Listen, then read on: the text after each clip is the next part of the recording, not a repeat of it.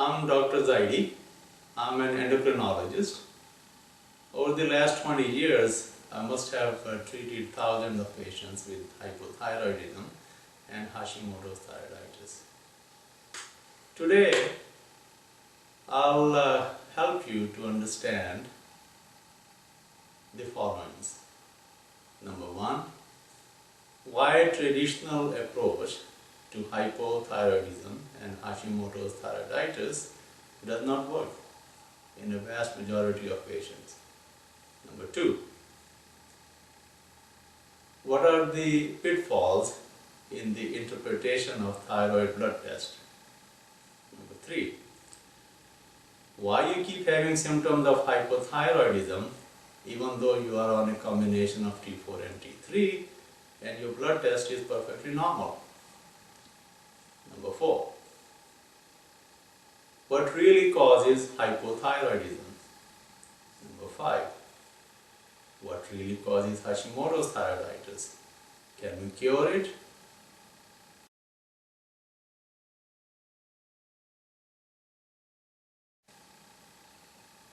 So let's start with the first one.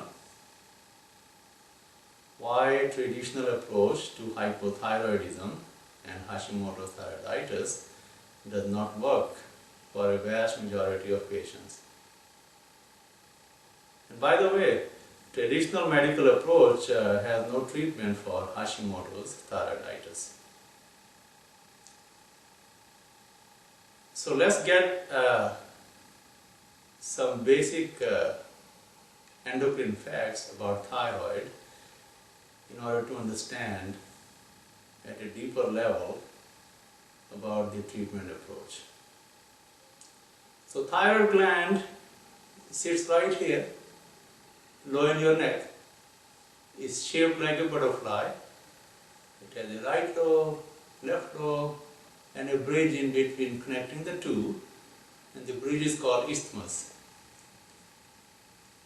So normally thyroid gland produces two hormones, T4 and T3. Now, T4 and T3 get in blood circulation and reach all the tissues, all the cells in the body. Now, inside the cell, T4 get converted into T3. And it's the T3 that finally binds to thyroid hormone receptor, which is located inside the nucleus of the cell. So in the end, it's T3 which is the active thyroid hormone, not T4, T3. Now T3 comes from two sources. About 20% of T3 comes from thyroid gland directly, and the remaining 80% comes from T4 to T3 conversion inside the cell. So the treatment, the traditional approach consists of basically just one thing, levothyroxine, which is T4. Now we have already established that the active thyroid hormone is T3, not T4. So you are having low T3 and they are giving you levothyroxine, which is T4. Do you see the problem? And by the way, levothyroxine comes with the brand names of Synthroid, Levoxil, Unithroid. So the usual explanation that your physician may give you, that oh, you take this Synthroid or Levoxil, yeah, it is T4, but it will get converted into T3. Surprisingly, he or she may not even check your T3 level to see if his or her hypothesis is actually true or not. Even if the hypothesis was true that you are converting your T4 into T3, you will still lack 20% of T3 that comes directly from thyroid gland, isn't it? So you will continue to be low in T3 and you will continue to suffer from symptoms of hypothyroidism. And here's another fact. In the vast majority of people, this T4 to T3 conversion doesn't take place properly. For example, patients with Hashimoto's thyroiditis, which is one of the major causes for hypothyroidism. In these patients, immune system is hyperactive and it produces what we call cytokines, which are chemical substances in the body. And these cytokines interfere with the conversion of T4 to T3. Same way, obesity. There is inflammation in the body, immune system is overactive, and those immune cells are producing cytokines which interfere with the conversion of T4 to T3. Stress of daily living produces a lot of cortisol which interfere with the conversion of T4 to T3. So I hope you understand that this conversion of T4 to T3 gets interrupted in the majority of patients, because a lot of patients that I see, they have Hashimoto thyroiditis, they have stress, and they are overweight, and there are even commonly used drugs such as beta blockers, steroids, that will interfere with this T4 to T3 conversion. So in the vast majority of patients, this conversion does not take place normally. That's the reason you keep taking this levothyroxine, such as Synthroid, Levoxil, Unithroid, and you continue to suffer from low T3 and symptoms of hypothyroidism.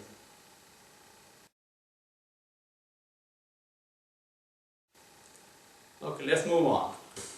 So what are the pitfalls in the interpretation of thyroid blood test? The usual blood test that your physician orders for you is TSH, which stands for thyroid stimulating hormone. It is not your thyroid hormone. A lot of patients think that TSH is the thyroid hormone. It is not. It's a hormone produced in your brain in a tiny gland called pituitary gland in response to your thyroid hormone. So if your thyroid hormone is low, your TSH goes up. If your thyroid hormone is high, your TSH goes down. So I've seen patients, they have asked me that my TSH is low, that means my thyroid hormone is low. You can understand now. If your TSH is low, there is a chance that your thyroid hormone may be too much. So let's look at this TSH a little more. The TSH reading actually can be misleading, and this is why. The normal range for TSH reported by labs is 0.4 to 4.0, which actually is not accurate, is not correct, and most endocrinologists know that. Most internists and family physicians may or may not know this. The normal range for TSH should be 0.4 to 2.0. That's it. Now consider this, your TSH is 3 and you and your physician may think it is in the normal range, so you are fine. Actually you are not. You are actually having hypothyroidism. And here's another problem with TSH. TSH produced by the pituitary gland, not only it is produced in response to your thyroid hormone, it also gets affected by a lot of other factors, such as cortisol. such as depression, such as stress, such as steroids. And there's a long list that can affect your TSH. That's why to diagnose hypothyroidism and to follow up patients and using just TSH as a marker can be misleading. So the other thyroid blood tests include T4 and T3. Now usually physicians just order TSH and at the most T4. Sometimes they may add T3. Now T4 and T3 comes in two forms. One is called total T4 and total T3, and a very tiny fraction of total T4 and total T3 is present as free T4 and free T3. It is this tiny fraction that is available to tissues. So it makes sense not to order total T4 and total T3, but to measure free T4 and free T3, right? Because there are conditions where your total T4 and total T3 will be falsely elevated, whereas your free T4 and free T3 will be normal. And one such example is birth control pills. Okay, so next time your physician orders your T4 and T3 levels, make sure it is free T4 and free T3.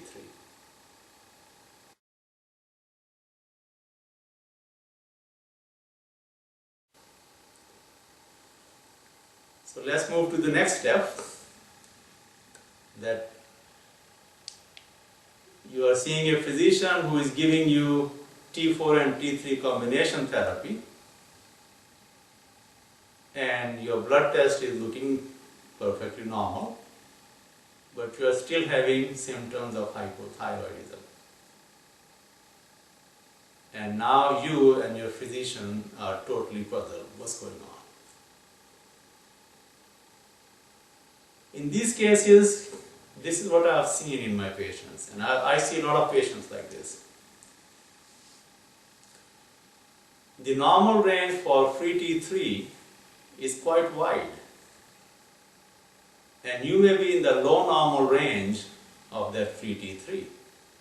So once I raise their free T3 level to the upper normal range, these patients feel wonderful.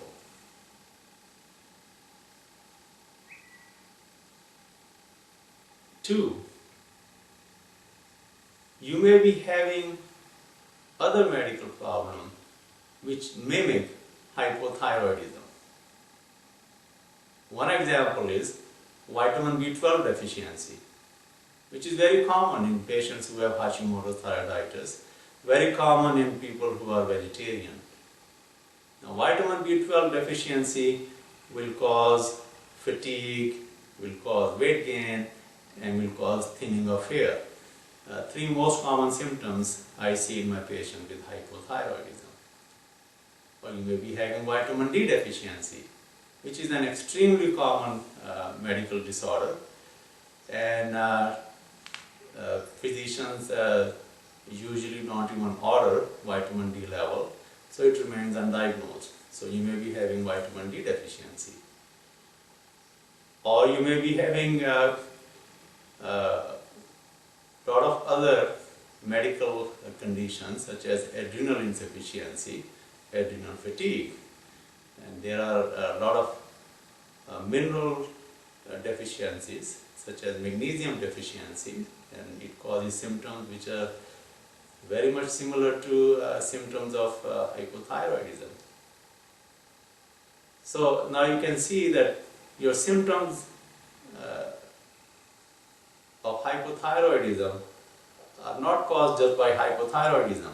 The same symptoms are caused by a variety of other conditions, and your physician needs to look into those.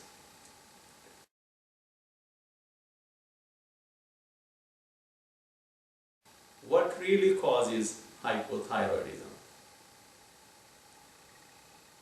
There are various causes for hypothyroidism. One common cause is Hashimoto's thyroiditis, which is an autoimmune dysfunction. What is an autoimmune dysfunction? An autoimmune dysfunction is that your own immune system that is designed to protect you against viruses and bacteria, it as if turns against you and it starts attacking your own tissues such as thyroid gland. That's when we call it Hashimoto's thyroiditis or autoimmune thyroiditis. There are many other causes for hypothyroidism too, and often they exist together. For example, obesity itself is a cause for hypothyroidism. And when you're hypothyroid, you gain more weight and you become more hypothyroid. So it's a vicious cycle. Stress, another cause for hypothyroidism, because stress produces a high level of cortisol, and cortisol, as I discussed earlier, interfere with the conversion of T4 to T3 in your tissues, and it also interfere with the production of TSH.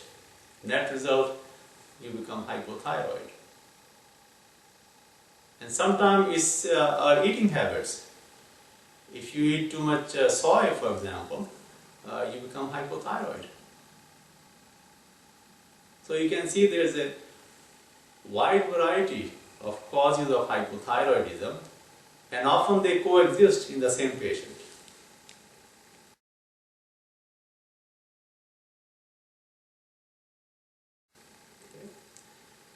Next, let's look at what really causes Hashimoto's thyroiditis and can it be cured. Hashimoto's thyroiditis is caused by genetics, yes. It occurs more frequently in females with a ratio of about 6 to 1. And pretty much that's where the usual medical knowledge ends. So about 20 years ago, I looked at it myself using my knowledge of endocrinology and my observations in my own patients. That what really causes Hashimoto's thyroiditis, the risk factors which we can modify. Of course, there is nothing we can do about genetics. So I call them as modifiable risk factors. And this is what I found. Number one, stress of daily living, the major cause for Hashimoto's thyroiditis, including all other autoimmune dysfunctions. Number two, vitamin D deficiency. Number three, diet. We are eating very unhealthy diet.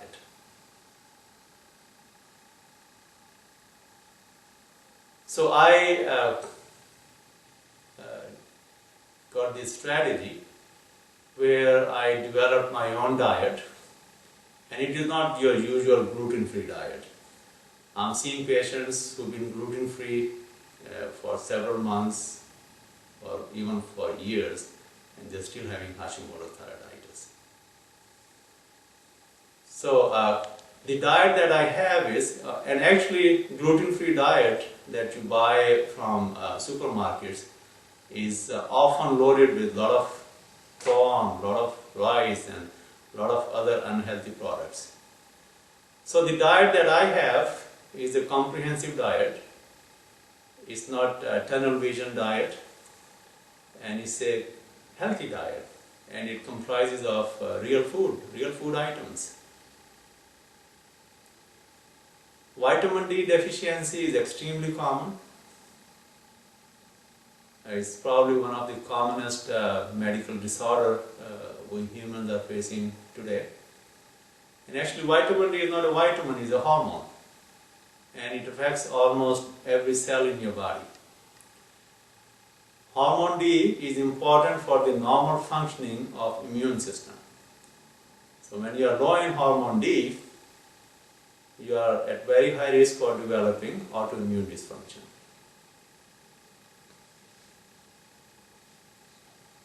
Now you may start taking a small dose of vitamin D and think that that will be enough. Guess what? When it comes to autoimmune disorders such as Hashimoto's thyroiditis, low doses of vitamin D don't work. You need high doses of vitamin D. And this is based on my own clinical experience. Stress of daily living is a major cause for Hashimoto's thyroiditis. So I looked at it, explored it myself. I'm not talking somebody is stressed out because of some external situation. They come and go. What I'm talking is an inner stress, which is there all the time. You are sitting on a beach in Hawaii and you are worrying about this and that. Your mind is busy and creating stress for you. That's the stress I'm talking. Inner stress is always there with you. And what I've found, that this inner stress in the form of anxiety, worrying a lot, is the major reason that causes autoimmune dysfunction. So I put this strategy in my clinical practice where I have my own approach to treat stress of daily living. I have my own diet and I prescribe these high doses of vitamin D in my patients. And with that approach, I'm seeing some amazing results. Just a couple of months ago, there was this patient that comes to my mind right now. And her thyroid antibodies were about 35,000. Those are the highest level that I've seen, 35,000. Normal being less than 10. So I put her on this strategy and I saw her again in 2 months and her thyroid antibody level had come down by 13,000. Just within 2 months, a drop of 13,000. I have patients that their thyroid antibodies come all the way down into the normal range. So, can Hashimoto thyroiditis be cured? Absolutely. I'm seeing it in my patients. So, we'll wrap it up here. And if you want to know more about my strategy and all the other issues that I've discussed, please refer to my book titled Hypothyroidism and Hashimoto's Thyroiditis. I also have my website where I have a lot of information, and it is called dr.zaidi.com.